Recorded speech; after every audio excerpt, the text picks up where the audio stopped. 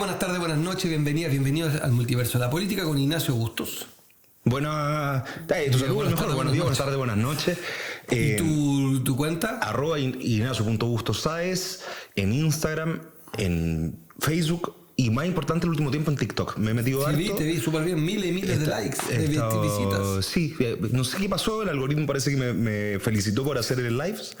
Y los últimos 4 videos sobre 25.000 reproducciones, así que fabuloso, síganme ahí. Tremenda. En @Marco por Chile, todo menos acá. YouTube, menos YouTube, que es Marco Enrique Minami. ¿Dónde quedó mi spray? Acá está. Oye, hoy día, primero, hace pocos días falleció y fue a la casa de su padre, como dicen en la iglesia, el Papa Francisco. Sí.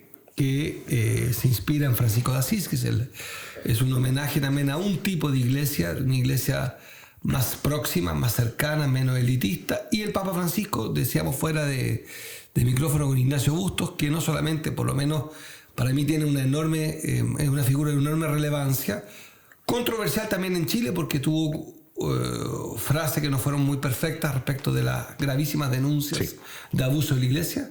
En eso fue, pero me quedo con lo que hizo después. Después traspasó a la justicia buena parte de las carpetas, o si no el 100% de las carpetas de abuso que había recibido. Terminó con el secreto eclesiástico en las causas de abuso sexual. Y, o sea, tuvo tremendos pasos. Pero más allá, nuestra idea es hablar más bien de la derecha, pero vamos a hacer un pase entre el líder global más importante que se enfrentó a Trump, el líder global más importante ¿Más que Xi Jinping?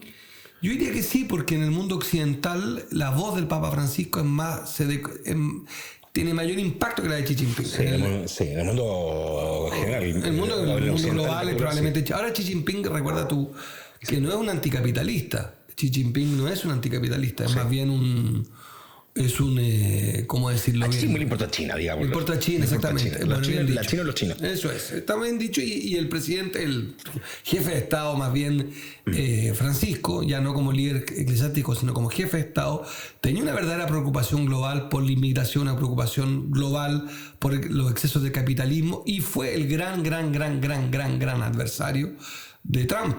Y fue probablemente el líder de mayor relevancia que se enfrentó a Trump, y ya como lo decía muy bien Ignacio, no como con el interés legítimo de defensa de su pueblo, sino de un mundo. Y yo, por último, una anécdota, fui invitado por él. ¿Tú lo conociste? Sí, 2 veces, 3 veces. Pero una de las veces fui a la Academia de Ciencia. Un detalle, antes de una anécdota. La Academia de Ciencia, uno lo sabe, del Vaticano, tiene más de 20 premios Nobel colaborando. O sea, una academia de premios Nobel. Por tanto, el texto del Papa sobre el cambio climático no es un texto X, un texto revisado por los mayores científicos de la humanidad, católicos o más bien asesores de la Academia de Ciencias. Digo esto porque uno desconoce que el Vaticano no es solamente un estado diminuto, no es solamente la casa de una religión que representa 1.400 millones, sino que también es productora de pensamiento moderno y contemporáneo. Un pensamiento, eso sí, para nuestros compatriotas chilenos que fueron abusados por curas y que esperan todavía justicia, porque eso se da en contexto del nuevo Papa.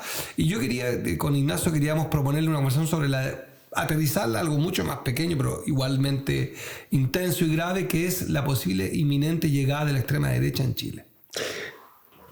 Yo creo que hablar sobre Francisco, sobre el Papa Francisco y la ultraderecha o la extrema derecha, como tú bien dijiste, está conectado a nivel de lo simbólico. El año 2015 o 2016 se publica el Laudato Si, que es la encíclica papal en este caso de Francisco. Y en el Laudato Si, hace 10 años, ya uno no se da cuenta, pero hace 10 años ya el Papa escribió 10 o 9 años ya escribió su manifiesto, ¿no? Su declaración de principios papales. Fabulosa. Y ahí plantea varios elementos que creo son sustanciales y que reflejan un elemento importante cuando hablamos de los extremos, y tiene que ver con, no sé si ciúticamente o en la ciencia política se habla de los check and balance, de cómo se generan ciertos contrapesos en el check and balance, en realidad en los estados y las democracias, pero en términos de la política generalmente hay un péndulo que permite que la fuerza que se carga hacia un lado vuelva hacia el otro. Y creo que el péndulo en los extremos, cuando el péndulo está por acá o está por acá, independiente si es la extrema izquierda o la extrema derecha, genera un poco de incertidumbre en el opuesto. Y posiciones simbólicas como la de Francisco del Papa Francisco provocaban una suerte de intermediación, de balance.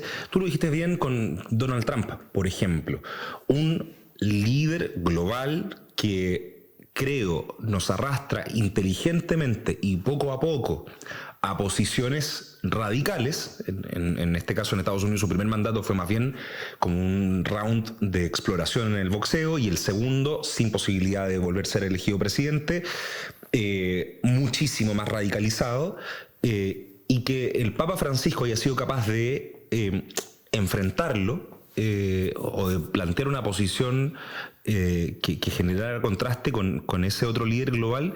Me parece que es parte de ese valor simbólico que tiene el Papa en tanto jefe de Estado, líder espiritual, referente simbólico, y que ya no está con nosotros, y más allá de lo que podamos opinar o no sobre su misión como Papa, como jefe de la Iglesia, creo que simbólicamente, y esto que se entienda bien, simbólicamente sí fue un elemento, una barricada, una represa, en un momento de la historia en el que estamos un poco asiago, un poco y pasemos complicado. Entonces, hagamos este pase con él se enfrentó a Trump de manera muy firme.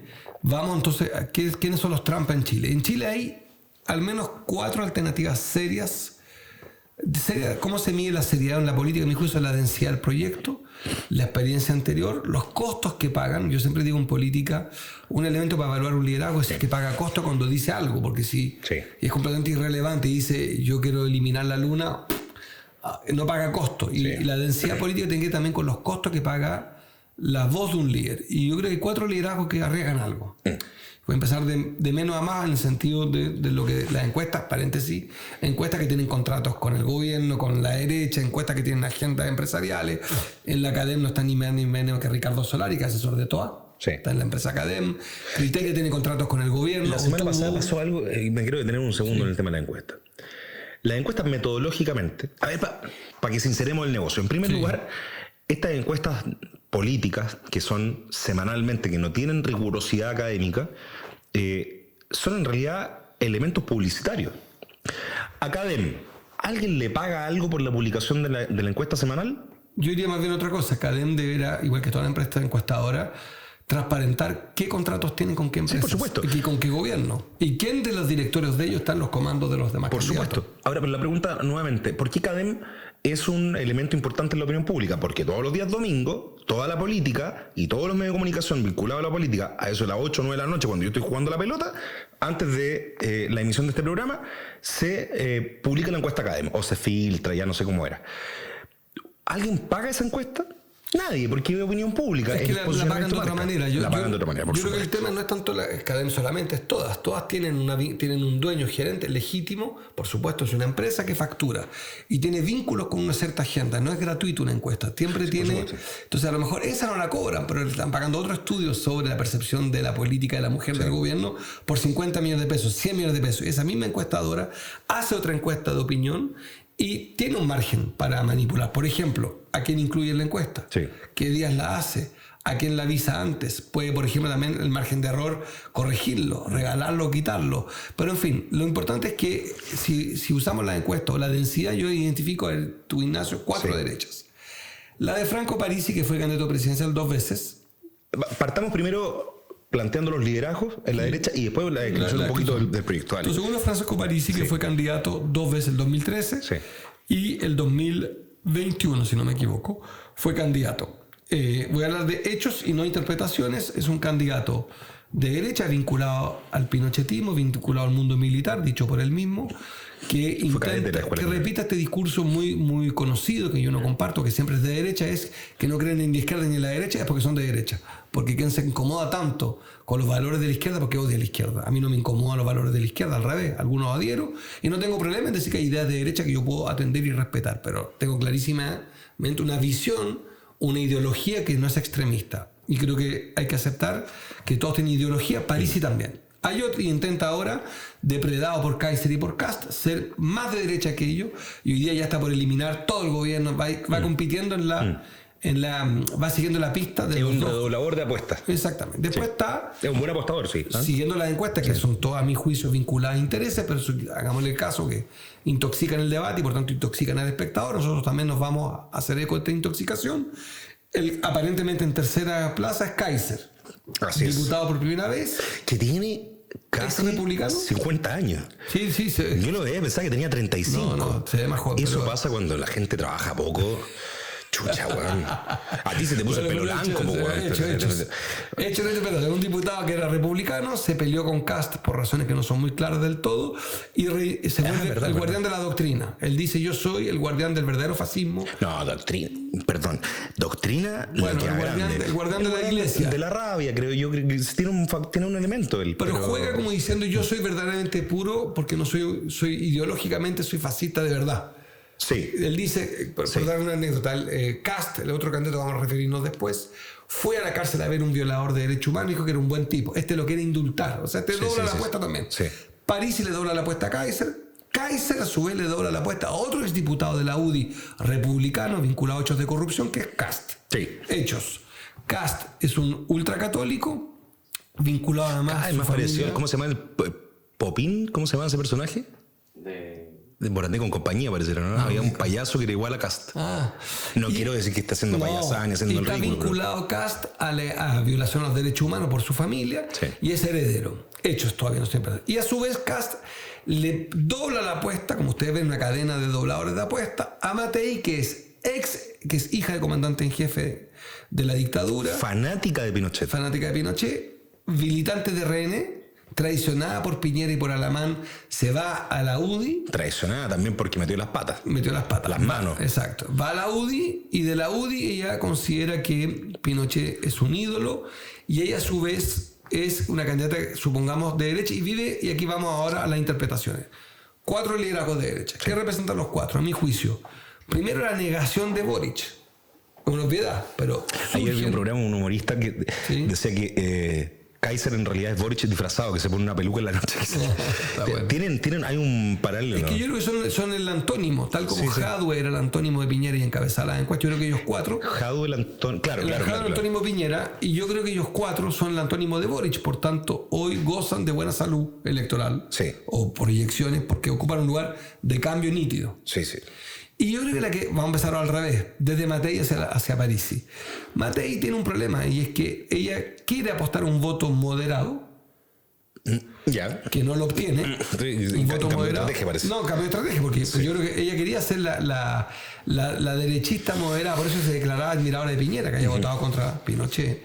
Y yo creo que cuando vio que Parisi le doblaba la apuesta a Kaiser a Cast, y los tres iban al alza y ella estacionada, dijo: voy a hacer una apuesta de doble mortal. Y se hizo mal la apuesta. Dijo: yo voy a ser más fascista que ellos, voy a decir que algunas muertes eran inevitables, cosa que los otros salvajes no habían dicho. Y bajó la...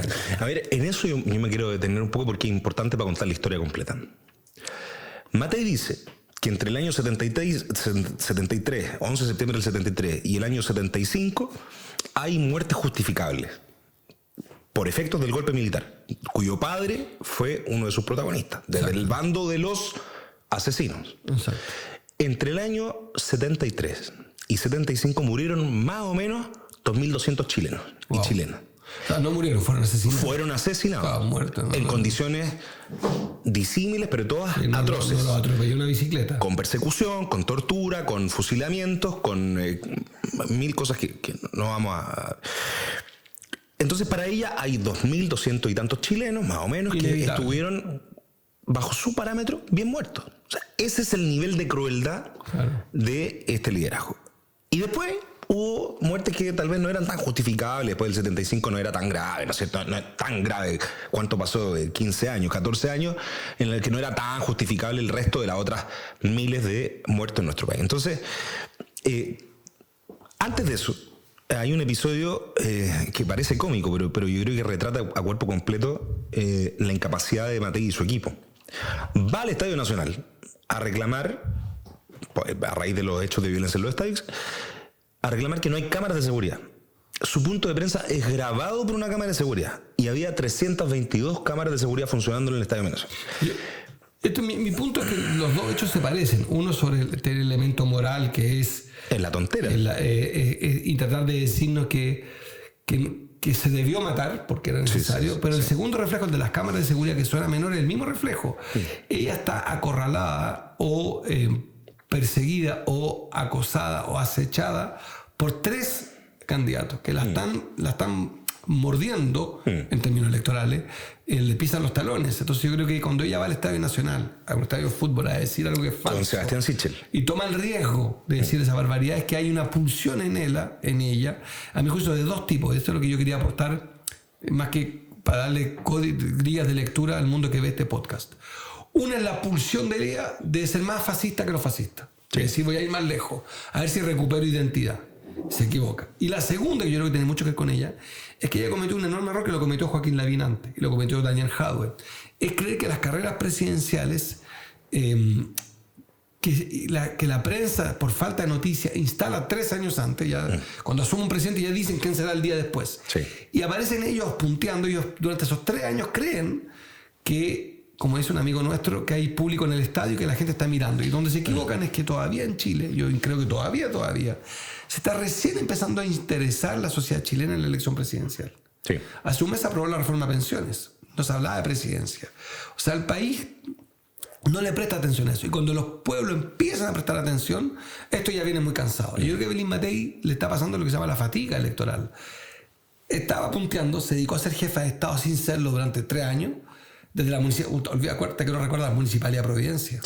Jefe de campaña municipal de todo el país. Hizo todo el esfuerzo y va a empezar a caer inevitablemente por la pulsión fascista, por ser más fascista que los fascistas, y segundo, por una fatiga. Yo creo que ella está muy cansada, porque los errores que cometió la semana antepasada son la expresión de un cansancio mental. O sea, es llegar a un estadio y mentir de esa manera. Yo creo que ni siquiera mintió. Es que no tiene ningún rigor, que simplemente fue un estadio y alguien le dijo. Pero eso habla también de una falta, una carencia. Cualquier va a una conferencia de prensa y dice, en esta casa no hay película. Yo diría, hay una película, si Marco no lo diga, y bueno. O sea, tú en el fondo crees que la carrera presidencial se corre como una carrera de 400 metros y no como una maratón. Yo diría de 800 metros. Porque es muy corto 400 metros. De 100. No es de 100 metros. Porque la gente cree que es de 100 metros. No es maratón, es maratón en tanto hay que construir. La campaña es larga y corta. A mí me pasó alguna campaña, íbamos muy bien y me empecé a cansar. 800 metros, pues. Me pasó un poco, te quiero decir, la fatiga. En el último, en la recta final, ya había llegado muy arriba y la recta final me empezó. ¿Pero un cansancio físico? No, es mental. Bueno, es físico, pero sobre todo es cuando sabes que estás en un punto en que hay que tomar decisiones los dilemas electorales son siempre terribles, porque consolidas una base electoral, pero no te alcanza. Ese salto que tienes que dar a veces se tensiona con tu base original. Exacto. Y el problema de las segundas vueltas electorales, que siempre es muy frágil. Entonces, la decisión, muchas veces, cuando tu candidatura no es del todo mayoritaria, depende mucho de ti. Entonces, te dicen, el mundo evangélico quiere votar por usted, pero le pide que usted retroceda en materia de aborto. Y ahí te da la tentación. Como método, ¿en qué confías más tú en ese minuto? Yo te he escuchado hablar de ese tipo de decisiones más de una vez, pero tú, si tuvieras que decir o plantearlo desde el foro interno, ¿confías más en el instinto? ¿Confías más en los equipos? ¿En el método? ¿En la mezcla de todo? Yo creo que hay un tema. Primero, que es mi crítica a este gobierno. Primero es cuando hay convicciones, tú no puedes aflojar en ese. Hay que enamorarse también de sus convicciones. Que no es lo mismo que el fanatismo. Yo no digo que... Yo creo que el problema con Kaiser no es que tenga convicciones, que es un fanático. Se compró ideas estúpidas, como lo de las vacunas. Se compró ideas imbéciles, no las rechequea. Y como es flojo, no lee, no revisa y empieza a repetir estupideces mayores. Una convicción es otra cosa. Por ejemplo, yo estoy en contra de que el Estado mate en dictadura o en pena de muerte. Yo estoy en contra de que el Estado tenga el derecho a decidir la vida o la muerte de alguien. Esto es un tema muy de fondo.